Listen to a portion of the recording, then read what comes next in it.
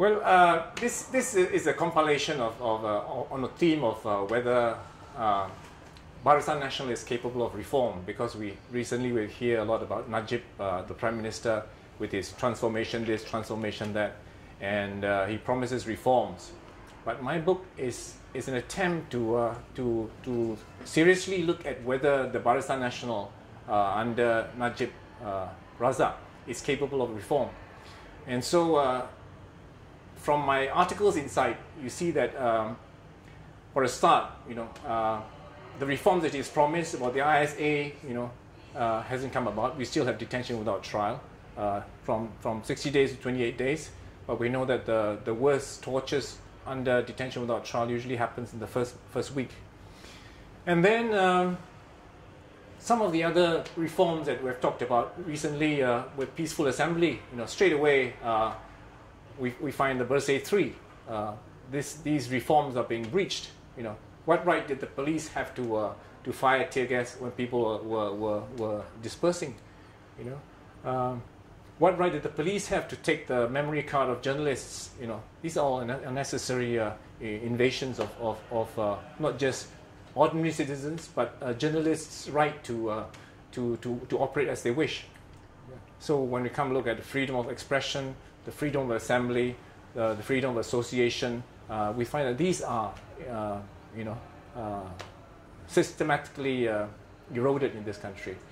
And in other chapters that I've written, I cover other areas of Barisan Nasional rule, the economy, education, all the fundamental liberties. We find that the Barisan Nasional as under Najib Razak has failed to make good these reforms.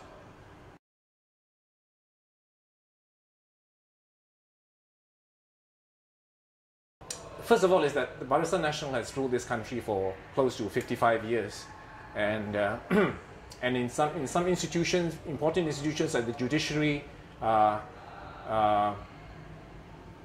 democratic institutions like the elected local governments, education, mother tongue education, schools, economic policy, and so forth.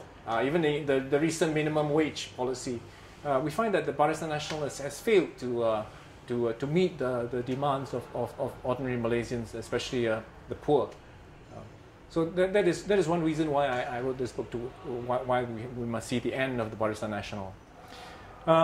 The second point, because my book is not totally a critique of the Barisan Nasional, I also point out various shortcomings of Pakatan Rakyat, which I think as the 13th general election is coming, it is time that Malaysians look at the issues of this 13th general election. And we find that populism seems to be a very easy measure for Pakatan Rakyat, giving out free water, giving out money, and this and that. We hope that in this coming general election, the issues that confront Malaysians, such as economic issue, fiscal policy, defense policy, whether there are defense cuts, how much defense cuts are we going to see, and how much cuts are going to be given to social services like health, education, social services, etc. And effective housing policy. These are things that I hope that the people will be asking Pakatan Rakyat, because I don't have much faith in Barisan Nasional. But Pakatan Rakyat has to must be challenged to put forward their policies for the Rakyat. It's no good saying we don't want to put our policies out now because the Barisan Nasional will copy it. If the Barisan Nasional can copy Pakatan Rakyat's manifesto, it shows that Pakatan Rakyat's manifesto is interchangeable with Barisan Nasional. So that's not good enough.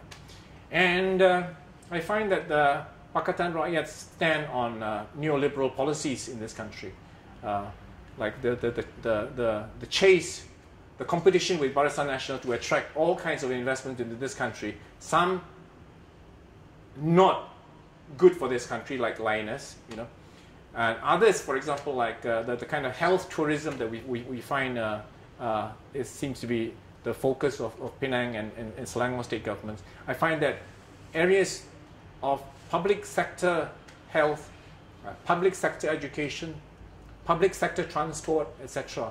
These are areas that we should be looking at.